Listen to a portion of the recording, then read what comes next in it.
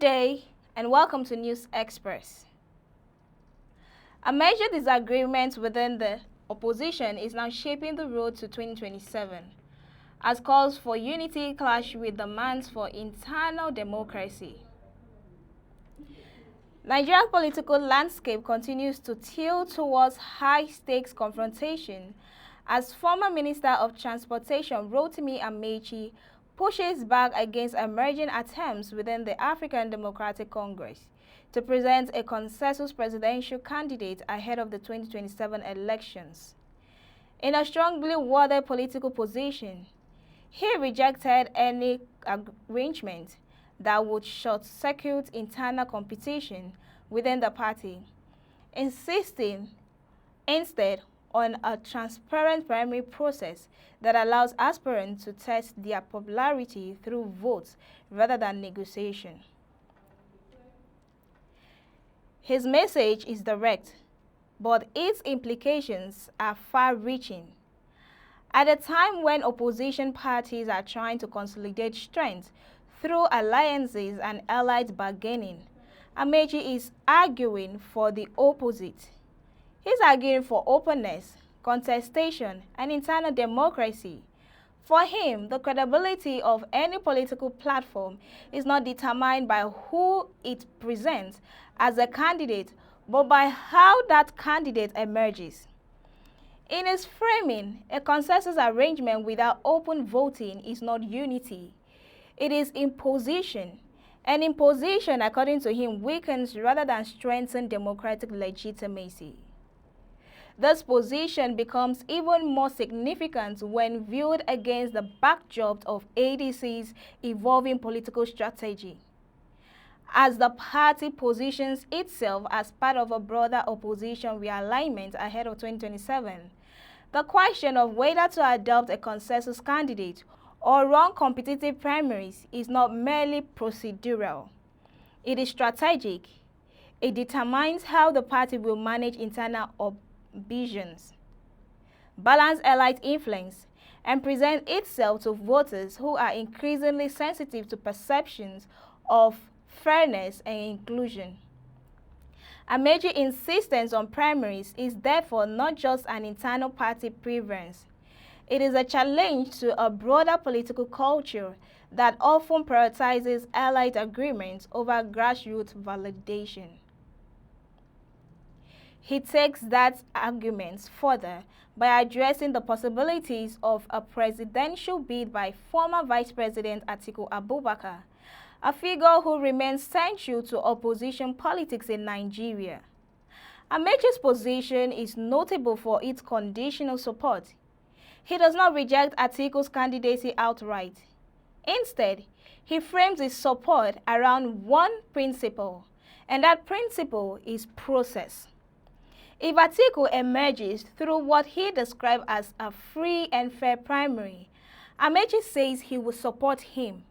But if that process is compromised, he said, legitimacy becomes questionable.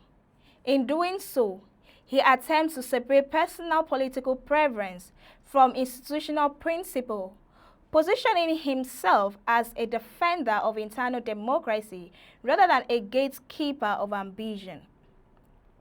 This stance also allows him to broaden the debate beyond individual personalities into constitutional and democratic territory. Amaechi argues that every Nigerian has the right to contest for the presidency, regardless of regional zoning arrangements or informal political expectations. In his view, zoning debates, while historically influenced in managing national balance, should not override competence or constitutional rights. The agreement places him in a familiar but consensus space in Nigerian politics. The tension between equity-based power rotation and merit-based competition. It is a debate that has shaped party structures, electoral strategy, and national conversations for decades. Amaechi's position is clear. Competence must come first. He reinforces this argument by drawing comparison with global political strength.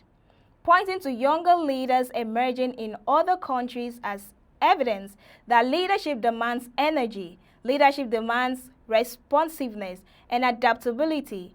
In its framing, modern governance is not static.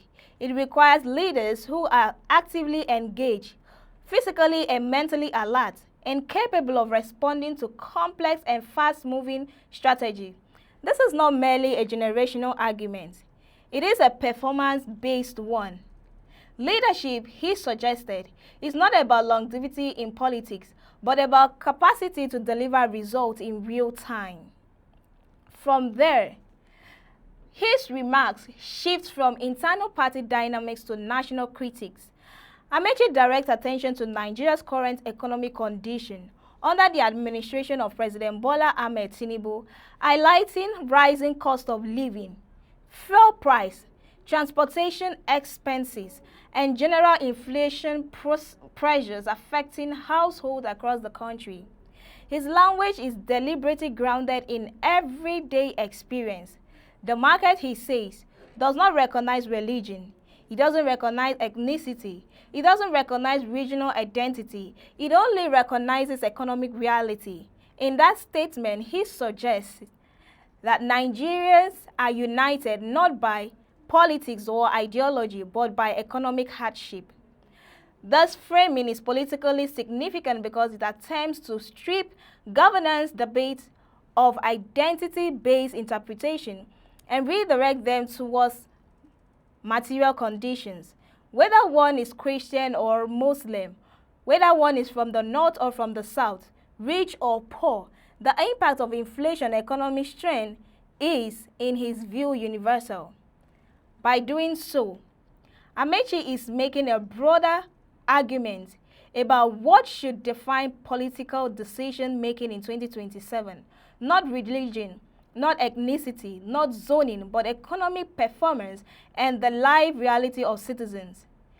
He further criticizes what he described as worsening hardship under the current administration, suggesting that rising costs of essential goods and services have placed increasing pressure on ordinary Nigerians.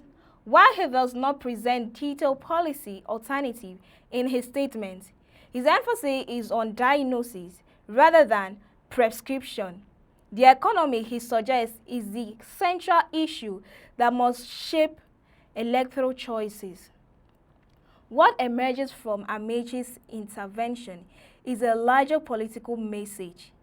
At the party level, he's advocating for internal democracy through transparent primaries. At the national level, he's challenging identity-based politics in favor of competence-driven leadership. And at the systemic level, he's questioning whether Nigeria's political structure is adequately responsive to economic realities facing citizens. But beneath these positions lies a deeper strategic reality. As opposition coalitions continue to form and reposition itself ahead of 2027, control over candidate selection processes will become one of the most tested issues. Consensus arrangements offer speed and unity, but the risks internal dissent. Competitive primaries offer legitimacy, but they carry the risk of fragmentation. Amaechi's rejection of consensus politics signals a preference for legitimacy over convenience, even if it complicates short-term party cohesion. At the same time, his economic critique ensures that the conversation remained anchored in public sentiment, because in Nigerian politics, no argument gains traction unless it connects to lived experience. Inflation, fuel costs, and household survival are powerful electoral indicators. Ultimately, what Amaechi is doing is positioning himself with a broader national conversations about what leadership should mean in 2027. Should it be determined by negotiation among elites or by competition in one open processes? Should it be shaped by identity balancing or by economic competence? And should parties prioritize unity at the top or legitimacy at the base? These questions are not theoretical anymore. They are shaping alliances, influencing strategies, and defining the early contours of the next electoral cycle. And as 2027 approaches, one thing is becoming increasingly clear. Nigeria's political battle will not only be about who wins, it will be about how the winner is chosen and whether the process itself is trusted by those it claims to represent. That's it for today's News Express. Thank you for joining us. And if you find this interesting, do well to engage in the comment section, like, share, subscribe, and lend us your voice as well. I am Cassie Tony. Many thanks for watching. Do stay informed.